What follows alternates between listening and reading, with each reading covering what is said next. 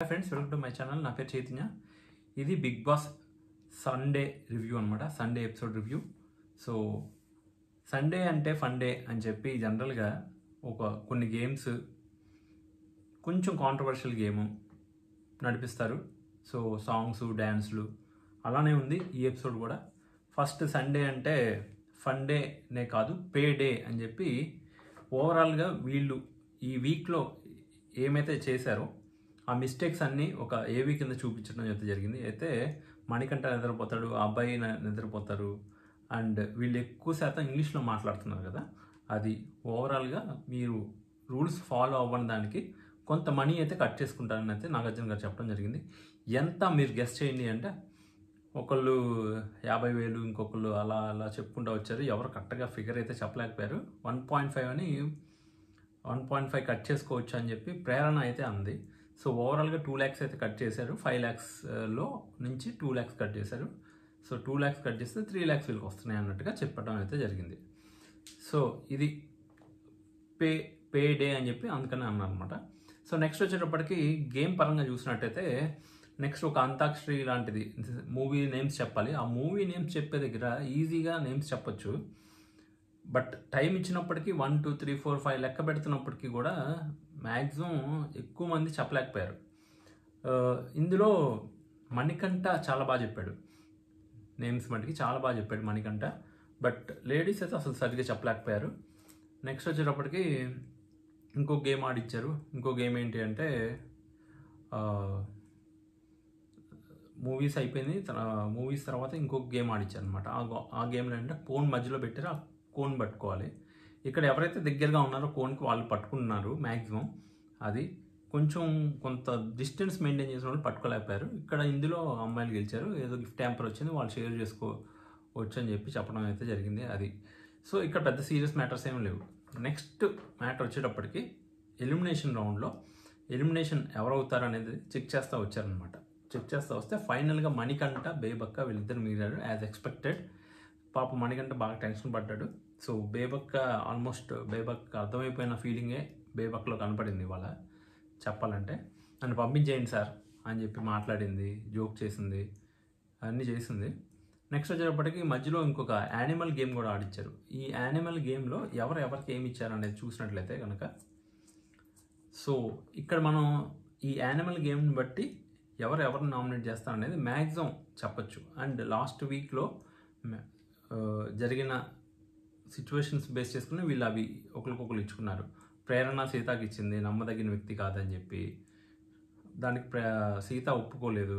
Reason ఏంటంటే ప్రేరణ చెప్పకుండా తప్పించుకుంటుంది. ఎందుకు అంటే తన తప్పే ఉంది కాబట్టి ప్రేరణ చెప్పట్లేదు. బేసిక్గా ప్రేరణ చేసింది తప్పే, కానీ దానికి వచ్చి సిన్సియర్గా సారీ చెప్పినప్పుడు సీత అది యాక్సెప్ట్ చేయాలి. సారీ యాక్సెప్ట్ చేయలేదు ఎందుకు అని అడిగినప్పుడు సీత ఏం చెప్పింది అంటే, నువ్వు తప్పని ఒప్పుకోవట్లేదు కాబట్టి నేను యాక్సెప్ట్ చేయనని చెప్పి చెప్పింది అనమాట. సో అందువల్ల ఆ విషయాన్ని చెప్పకుండా ప్రేరణ అలా పెట్టి నమ్మదగిన వ్యక్తి కాదని ఇచ్చింది. అట్లా మన ఎక్స్పెక్టెడ్ సోనియా వచ్చేసి ఖచ్చితంగా ఎవరికి ఇస్తుందో మనకు తెలిసింది కదా, రీసెంట్ గొడవ సోనియాకి అను విష్ణుప్రియకి ఇచ్చిందనమాట. సో విష్ణుప్రియ చెప్తుంది, సోనియా చెప్తుంది. కానీ ఇక్కడ వీళ్ళిద్దరి మధ్య కాన్వర్సేషన్లో బేసిక్గా అక్కడ అడల్టరేట్ జోక్స్ అనే మాట కనుక రాకపోయినట్లయితే ఈ విషయం ఇంత డ్రాగ్ అయ్యేది కాదు. కానీ సోనియా సోనియా వర్షన్ ఏంటి అంటే, గ్రూప్గా ఫామ్ అయ్యి తను అటు వెళ్తున్నా తనని ఏడిపిస్తున్నారు, తనని ఇండైరెక్ట్గా డైలాగ్స్ వేస్తున్నారు అనే మాట అయితే చెప్పింది. ఆ ఇన్స్టెన్సెస్ మనమైతే చూడలేదు, బట్ అట్లా చేస్తుంటే కనుక ఖచ్చితంగా అది రాంగ్ అవుతుంది. బట్ అట్లా చేయలేదు అని చెప్పి మనకి చెప్తుంది అనమాట. తను ఎవరు, విష్ణుప్రియ మనకి అలా చేయలేదు, నేను సారీ కూడా చెప్పాను, అయితే తను ఇలా అన్నది, తనే ఏడ్చింది, మమ్మల్ని తిట్టి తనే ఏడ్చింది అని చెప్పి కూడా చెప్పింది. తర్వాత విష్ణుప్రియ ఏమన్నా సోనియాకి ఇస్తుంది ముసలి కన్నీరు అని. అది సో నెక్స్ట్ వచ్చేటప్పటికి శేఖర్ భాష హైలైట్ ఇవాళ ఎపిసోడ్లో. కొంచెం ఎపిసోడ్ బోర్ కొట్టకుండా ఉంది అంటే అట్లీస్ట్ శేఖర్ భాష వేసిన పంచులు అనమాట. సో శేఖర్ భాషతో చేసే ప్రయోగం సూపర్ అనిపిస్తుంది. ఎందుకంటే స్పాంటేనియస్గా అన్నీ చెప్పడం అనేది చాలా కష్టం. ఏదో 1 2 అంటే ఓకే, బట్ ఎన్ని చెప్తున్నాడో అసలు కౌంట్లెస్ ఉన్నాయి. అంటే ఈ ఎపిసోడ్లోనే చాలా చెప్పాడు, 3 చెప్పాడు దగ్గరగా. అంటే అప్పటికప్పుడు చెప్తున్నాడు, అది కూడా ఆ సిచ్యువేషన్కి మ్యాచ్ అయ్యే విధంగా చెప్తున్నాడు శేఖర్ భాష. ఇదంతా బాగానే ఉంది, కానీ గేమ్ మీద కూడా కొంచెం సీరియస్నెస్ పెడితే ఖచ్చితంగా శేఖర్ భాషకి లాంగ్ రన్ ఉంటుంది బిగ్ బాస్ హౌస్లో. లేదు లైట్ తీసుకుంటే కనుక ఇలాంటి జోక్స్ ఉన్నప్పటికీ కూడా కష్టం అయిపోతుంది. ఎందుకంటే పోటాపోటీ ఉంటేనే ఆడియన్స్ గుర్తిస్తారు, సైలెంట్గా ఉంటే ఆడియన్స్ గుర్తించరు. ఎప్పుడో ఇలాంటి ఫన్నీ వేలోనే ప్రెజెన్స్ కాకుండా సీరియస్ వేలో కూడా ప్రెజెన్స్ అనేది రైట్ టైంలో రైట్ పాయింట్లో ఉంటే, కరెక్ట్ స్టాండ్ తీసుకొని మాట్లాడితే ఖచ్చితంగా శేఖర్ భాషకు కూడా మంచి అటెన్షన్ వస్తుంది అనేది నా ఫీలింగ్. బట్ ఇవాళ శేఖర్ భాష మల్టిపుల్ జోక్స్ అయితే వేయటం జరిగింది. సో శేఖర్ భాషకి దోమ అని చెప్పి నిఖిల్ ఇచ్చాడు అనమాట. దోమ అంటే 2 మదర్స్ అని చెప్పి తన జోక్ వేయటం అయితే జరిగింది. సో నెక్స్ట్ వచ్చేటప్పటికి చిరాకు అని చెప్పి శేఖర్ భాషకి 2 ఇచ్చారు. ఒకళ్ళు వచ్చేసి మణికంఠ ఇచ్చినప్పుడు బాగా మంచి జోక్ అయితే వేయడం జరిగింది. ఇక్కడ యష్మికి నవ్వుతానే శేఖర్ భాష పెద్ద ట్విస్టే ఇచ్చాడు. యాక్చువల్లీ కన్నింగ్ అనేది తీసుకొచ్చి యష్మికి ఇచ్చాడు. కన్నింగ్నెస్ ఉంది దీనిలో అని చెప్పి చెప్తున్నాడు బేసిక్గా. పాపం యష్మికి తిడుతున్నాడా పొగుడుతున్నాడా అర్థం కల. యష్మి టీంలో వాళ్ళే 2, అభయ్ ఒకళ్ళు, శేఖర్ భాష ఒకళ్ళు గట్టి పంచులే ఇచ్చారు. ఒకళ్ళు కన్నింగ్, ఇంకొకళ్ళు సెల్ఫిష్. శేఖర్ భాష సెల్ఫిష్ ఇచ్చినట్టున్నాడు, అభయ్ కన్నింగ్ ఇచ్చాడు. సెల్ఫిష్ అంటే చేపలు అమ్మటమే కాదు, ఇది కూడా ఉంది. అంటే ఫస్ట్ తిని సెల్ఫిష్ ఇచ్చాడు అభయ్, తర్వాత తిని వచ్చేసి కన్నింగ్ ఇచ్చాడు. సో తిను చేపలు అమ్మటమే కాదు కన్నింగ్ కూడా అని చెప్తున్నాడు. చేపలు అమ్మడం అంటే సెల్ఫిష్ అంట. ఆ విధంగా జోకేసాడు.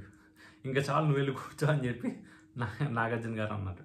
అందరూ బాబు ఇంకా ఆపండి, ఇలానే మమ్మల్ని అందరిని చంపేస్తున్నాడు అని చెప్పి శేఖర్ భాష గురించి అందరు కంప్లైంట్ చేయడం స్టార్ట్ చేశాడు. నువ్వు ఎలా భరిస్తున్నావు ఆదిత్య అని చెప్పి ఆదిత్య ఓమ్ని అడుగుతున్నాను నాగార్జున. సో ఫన్నీ వేలోనే తనకు చెప్పాలనుకున్న పాయింట్ని గట్టిగా చెప్పాడు, బట్ ఫన్నీ వేలో చెప్పాడు. తనకు అర్థం కావట్లే. బేసిక్గా యష్మికి పాయింట్ అర్థం అవ్వట్లా. ఎందుకంటే తన టీంలో ఉన్న వాళ్ళు పక్క టీంలో ఉన్న వాళ్ళు వేశారంటే అర్థం ఉంటుంది. సో తన టీంలో ఉన్న వాళ్ళే ఒకళ్ళు వచ్చి సెల్ఫిష్ అంటున్నారు, ఇంకొకళ్ళు వచ్చి కన్నింగ్ అంటున్నారు. యష్మి దీని గురించి పట్టించుకొని ఏమన్నా చేంజ్ అవుతుందా, లేదా వీళ్ళు నన్ను అంటారా, వీళ్ళ సంగతి చెప్తానని చెప్పి రివర్స్ అవుతుందా, ఈ పాయింట్స్ తీసుకొని వీళ్ళని నామినేట్ చేయడానికి ట్రై చేస్తుందా, తర్వాత డిస్కస్ చేసి వాళ్ళతో వాళ్ళ ఒపీనియన్ సీరియస్గా తీసుకుంటుందా లైట్ తీసుకుంటుందా అనేది చూడాలి. నాకు తెలిసి మోస్ట్లీ యష్మికి చాలామంది నుంచి థ్రెట్ అయితే ఉంది. ఖచ్చితంగా నెక్స్ట్ వీక్ నామినేషన్స్లో 100% వస్తుంది యష్మి ఒకళ్ళు ఖచ్చితంగా వస్తారు. పృథ్వీ కూడా ఖచ్చితంగా వస్తాడు నామినేషన్స్లో, ఎందుకంటే దాన్ని తన్నాడు కదా. ఆ విషయానికి ప్రేరణ కూడా ఖచ్చితంగా వస్తుంది ఈసారి నామినేషన్స్కి. ఎందుకు అంటే పడేసిన బాటిల్ మళ్ళీ డస్ట్బిన్లో పడేసిన బాటిల్ తీసి మళ్ళీ అక్కడ పెట్టడం అనేది కొంచెం తప్పు అయిన పనే. దాని మీద తను ఎంత సారీ చెప్పినప్పటికీ అది ఖచ్చితంగా నామినేషన్లో ప్రేరణకి చెప్తుంది. ఖచ్చితంగా ప్రేరణ నామినేషన్లోకి వచ్చే ఛాన్సెస్ వెరీ హై. నెక్స్ట్ వచ్చేటప్పటికి మణికంఠ వచ్చేటప్పటికి శేఖర్ భాషకి ఇచ్చాడు. నెక్స్ట్ అభయ్ కూడా యష్మికి ఇచ్చాడు. ఇంకెవరున్నారు, బేబక్క సోనియాకి ఇచ్చింది. అమ్మాయికి అసలు నా మొహం చూడటం ఇష్టం ఉండదని చెప్పి ఇచ్చింది. సోనియా విష్ణుప్రియకి ఇచ్చింది. నెక్స్ట్ యష్మి వచ్చేసి మణికంఠకి ఇచ్చింది, అన్ప్రిడిక్టబుల్ అన్నట్టుగా. సో నమ్మదగిన వ్యక్తి కాదనేది ఇచ్చింది. నెక్స్ట్ సీత వచ్చి తిరిగి ఇచ్చింది, ప్రేరణకి ఇచ్చింది. సారీ ఎవరు నైనిక వచ్చి యష్మికి ఇచ్చింది. సో ఓవరాల్గా యష్మిని కరెక్ట్గా అందరూ నెగిటివ్గానే జడ్జ్ చేస్తున్నారు. తను నెగిటివ్గానే ఉంది కాబట్టి నెగిటివ్గా జడ్జ్ చేస్తున్నారు బేసికల్లీ. అది యష్మికి అర్థమవుతుందో లేదో తెలియదు. అండ్ ప్రేరణ ఓన్గా డెసిషన్స్ తీసుకోలేదు అనేది కూడా సీత ఇచ్చింది, మర్చిపోయారు. అది సీత ఇచ్చింది అనమాట. సీత ప్రేరణ గుడ్డిగా వాళ్ళని వీళ్ళని ఫాలో అయిపోతుంది, తనకంటే ఒక ఒపీనియన్ ఫామ్ చేసుకొని చెప్పేది ఉండదు అన్నట్టుగా చెప్పింది. ఈవెన్ బేబక్కకు కూడా పృథ్వీ అదే ఇచ్చాడు. బేసికల్లీ బేబక్క ఏమో కానీ ప్రేరణ గుడ్డిగా వెళ్తుంది అని అయితే నేనైతే అనుకోవట్లేదు. ఇది యష్మి చెప్పిన వేలో వెళ్తుంది అని అయితే నేను అనుకోవట్లేదు. చూద్దాం మరి. ప్రస్తుతానికి వీ కాంట్ జడ్జ్, చూడాలి ఇంకా ముందు అసలు ఏంటి, ఎలా ఆడతారు అనేది. నెక్స్ట్ వచ్చేటప్పటికి ఓవరాల్గా ఈ గేమ్ అయితే సాగింది.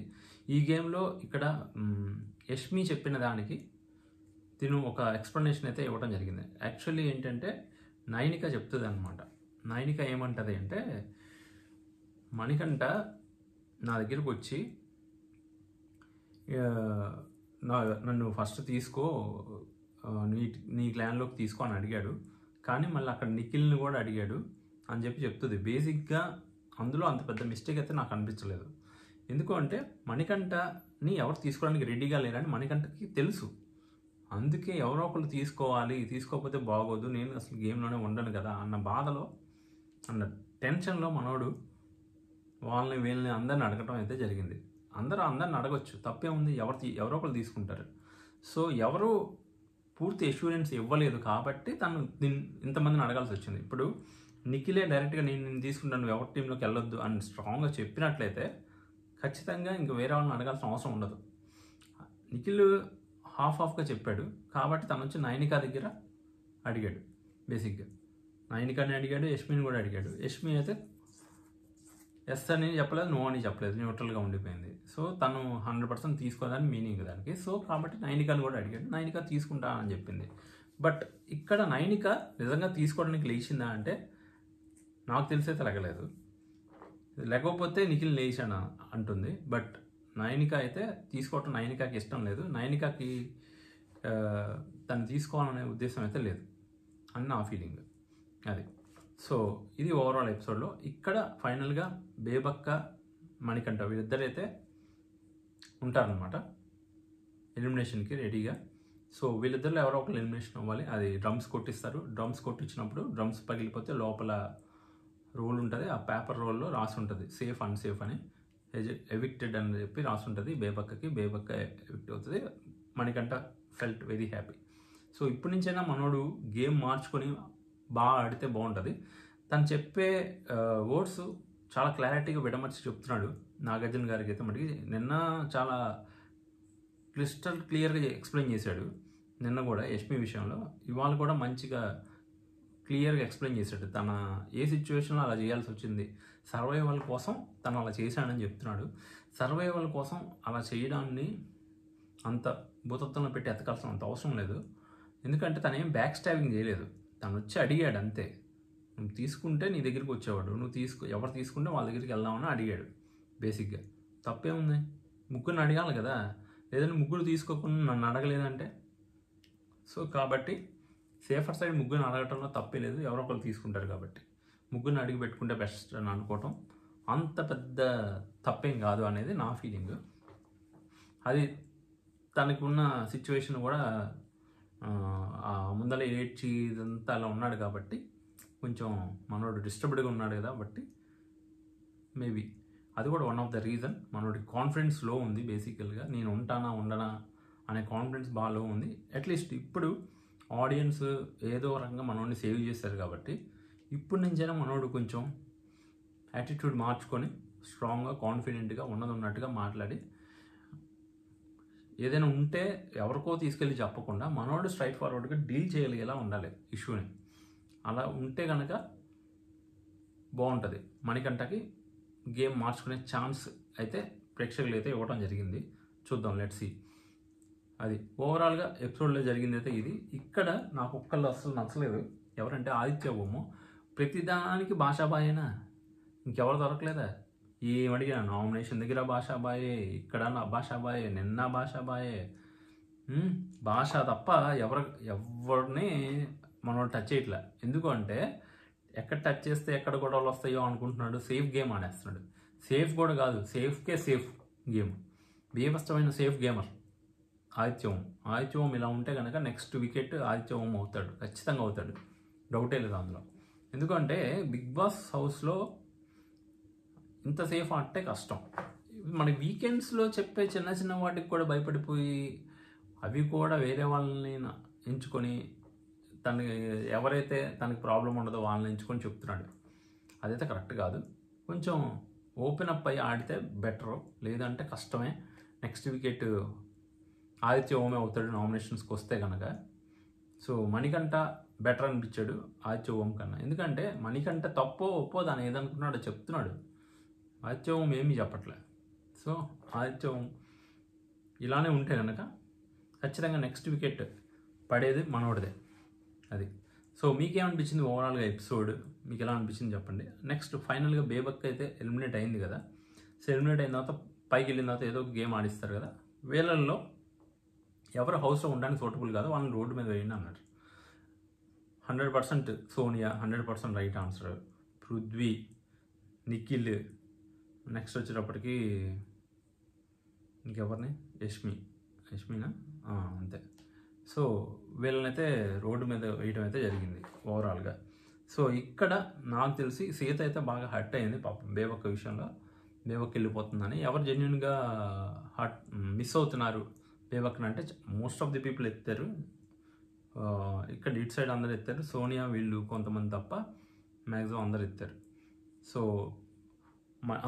మణికంఠ, నిఖిల్, పృథ్వీ, నెక్స్ట్ వచ్చేటప్పటికి సోనియా వీళ్ళని హౌస్లో ఉండటానికి పనికి రారు అన్నట్టుగా బేబక్ అయితే డిసైడ్ చేసి చెప్పారు. మణికంఠకి మంచి సజెషన్ అయితే ఇచ్చారు వెళ్ళేటప్పుడు, నువ్వు అందరితో కలుగు, బాగా ఆడు, కాన్ఫిడెంట్గా ఉండు అన్న మంచి సజెషన్ అయితే ఇవ్వడం జరిగింది బేబక్కకి ఏదైతే పృథ్వీ చెప్పాడో అదే జరిగింది. బేబక్కకి 1 వీకే కదా అని లైట్ తీసుకుంది. 1 వీక్ తర్వాత ఏదో చేద్దాం అనుకుంది, బట్ ఆ 1 వీక్లోనే అందరికీ టార్గెట్ అయింది. కూరలో కారం ఎక్కువ వేయడం, నెక్స్ట్ సోనియాకి ఈ అమ్మాయి నచ్చకపోవడం, ఈ బేసిక్ రీజన్స్. సోనియా విషయంలో కనుక గట్టిగా ఫైట్ చేసి ఉండేది బేబక్కి ఇప్పుడు చాలా ఛాన్స్ ఉండేది, అట్లీస్ట్ సేవ్ అయిపోయేది. కానీ అది చేయలేదు తను, అందువల్లే తను ఓవరాల్గా ఎలిమినేట్ అయితే అవడం అయితే జరిగింది అనేది నా ఫీలింగ్. సో ఎక్కడా కూడా స్ట్రాంగ్గా మాట్లాడిన దాఖలాలు లేవు. ఇంక వెళ్ళిపోతున్నాను అన్నప్పుడు సాటర్డే మాట్లాడితే ఏం ఉపయోగం? సాటర్డే ఎపిసోడ్లో ఎంత గట్టిగా అరిస్తే ఏం ఉపయోగం? ఎవరికి ఉపయోగం లేదు.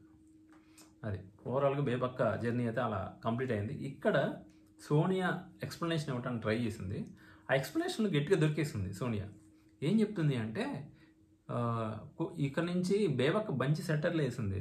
ఒక్క రోజులో ఒక 1 వీక్లో డిసైడ్ చేసేస్తారా? అలాంటప్పుడు 100 days బిగ్ బాస్ ఎందుకు పెడతాం? ఈ పర్సన్ వీక్, ఆ పర్సన్ స్ట్రాంగ్ అని మీరు డిసైడ్ చేయగలిగితే ఎవరిలో ఎంత స్ట్రెంత్ ఉందో ఎవరికి తెలుస్తుంది అని చెప్పి 100 రోజులు పెట్టడం ఎందుకు, 1 day పెట్టచ్చు కదా బిగ్ బాస్, మరి 1 రోజులో తెలిసిపోయే పని అయితే అని చెప్పి పెద్ద భారీ డైలాగే గట్టిగా స్ట్రాంగ్గా చెప్పింది. దానికి పృథ్వీకి బేబక్కకి జరిగిన డిస్కషన్, దానికి పృథ్వీ ఏమన్నా నీ స్ట్రెంత్ మీకు తెలుసు కదా అని చెప్పి అంటున్నాడు అనమాట.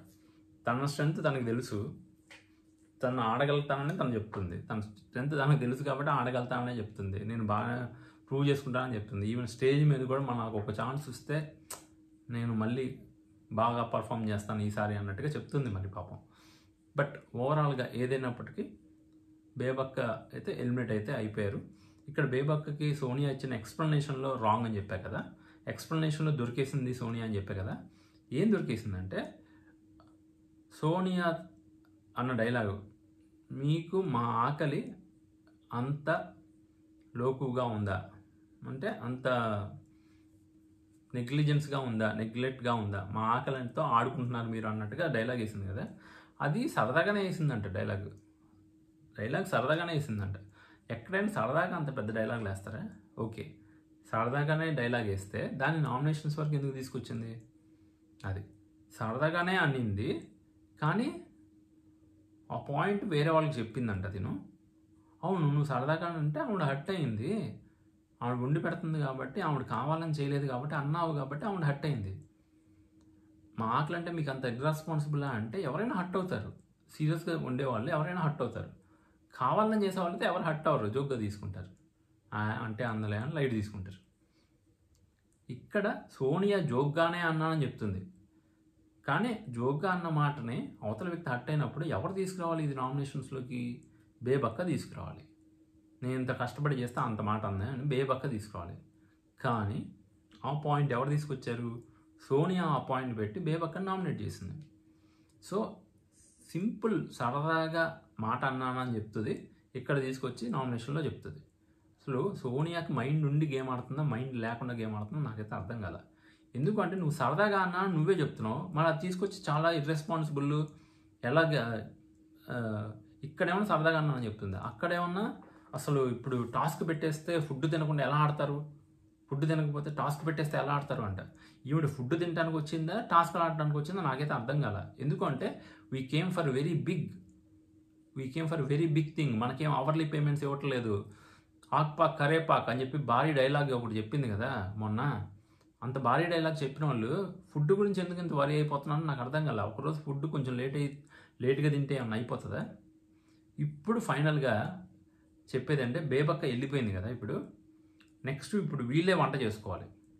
వీళ్ళు ఎంత త్వరగా వంట చేసుకుంటారు, నెక్స్ట్ ఎవరు బకరా అవ్వబోతున్నారు అనేది చూద్దాం. వంటగదిలో వంట చేయడానికి ఎవరు పూనుకుంటారు, ఎవరు చేస్తారు, ఫైనల్గా ఏమవుతుంది. జనరల్గా ప్రతి సీజన్లో ఏంటంటే ఎవరైతే వంట చేస్తారో వాళ్ళు ఏమి లాంగ్ రన్ టాప్ 5 వరకు వచ్చే దాఖలాలు చాలా తక్కువ. వంట చేసిన వాళ్ళు ఏంటంటే వాళ్ళకి ఆ వంట, ఆ రేషన్ మేనేజ్మెంటు వాటిల్లోనే ఉండి అందరినీ అజమాయిషీ చేస్తూ ఉంటారు. అదొక హెచ్ఆర్ డిపార్ట్మెంట్ లాగా బిహేవ్ చేస్తూ ఉంటారు. ఎందుకంటే మేమే ఫుడ్ కుకింగ్ చేస్తాం, మేము ఎంత కష్టపడుతున్నాం తెలుసా అన్న ఫీలింగ్ ఎక్స్ప్రెస్ చేసిన పర్సన్స్ చాలామంది ఎక్కువ. లాస్ట్ సీజన్ తీసుకున్నట్టయితే ప్రియాంక ఆ ఓవర్ యాక్షన్కి అంతే లేదు. ఆమె కుకింగ్ చేసిందంటే ఓవర్ యాక్షన్ మామూలుగా చేయదు. ఆ ముందల సీజన్లో తీసుకుంటే కూడా పింకీ, ఆవిడ కూడా అంతే. ఆవిడ వంట ఏమో కానీ ఆవిడ చేసే పెంట మనకి చాలా ఎక్కువ. వంట చేశానన్న కారణంతో అందరి మీద విరుచుకు పడతా ఉంటుంది ఆవిడ, నేను చేసేసాను అని. సో అలా ప్రతి సీజన్లోనూ ఈ వంట చేసే వాళ్ళు కొంచెం అథారిటీగా అజమాయిషీగా ఉంటారు. కానీ ఈ సీజన్లోనే రివర్స్ అయింది ఇది. వంట చేసిన వాళ్ళ ఆవిడలా అథారిటీగా, మిగతా వాళ్ళందరూ ఆమె మీద అథారిటీ చేస్తున్నాడు. నాకు లేట్ అయింది, ఏంటి ఇంకా లేటు, టిఫిన్ లేట్ అయితే ఎట్లా, చచ్చిపోతున్నారు. టిఫిన్ లేట్ అయితే ఎట్లా అన్న వాళ్ళు వాళ్ళే వచ్చి చేసుకోవాలి. కేవలం ఆ టిఫిన్ లేట్ అవుతుంది అనే కారణంగా బేబక్క మీద నట్టడం అయితే కరెక్ట్గా అయితే కాదు. కూరలో కారం ఎక్కువైంది, టిఫిన్ లేట్గా చేస్తుంది, మా ఆకలి అంటే ఇర్రెస్పాన్సిబుల్గా ఉంది, ఇలాంటివి అన్నిటిని బేస్ చేసుకొని ఒక పర్సన్ని బిగ్ బాస్ హౌస్లో అదొక నామినేషన్ పాయింట్ కింద చెప్పడం అయితే కరెక్ట్ అయితే కాదు నా దృష్టిలో. బట్ బేబక్క సీరియస్గా గేమ్ ఆడలేదు అనే పాయింట్ మటుకు 100% రైట్. చాలా లైట్ తీసుకుంది. ఎక్కడికక్కడ ఆర్గ్యూ చేయాల్సిన చోట కూడా ఆర్గ్యూ చేయకుండా ఓకే డన్ అని చెప్పి అలా లైట్ తీసుకుంటూ వచ్చింది. అది కరెక్ట్ పాయింట్, అది చెప్పడం కరెక్ట్ పాయింట్. కానీ నాకు టిఫిన్ లేట్గా పెట్టింది, నాకు కూరలో కారం ఎక్కువ వేసింది, నా ఆకలి అంటే ఇర్రెస్పాన్సిబుల్గా ఉంది అనేవి చాలా సిల్లియస్ట్ రీజన్స్ అని చెప్పి నేను చెప్తాను. అది ఓవరాల్గా మీకు ఎలా అనిపించింది వాళ్ళ ఎపిసోడ్ అయితే యావరేజ్గా అనిపించింది నాకైతే. శేఖర్ భాష ఫన్ అయితే సూపర్ అనిపించింది.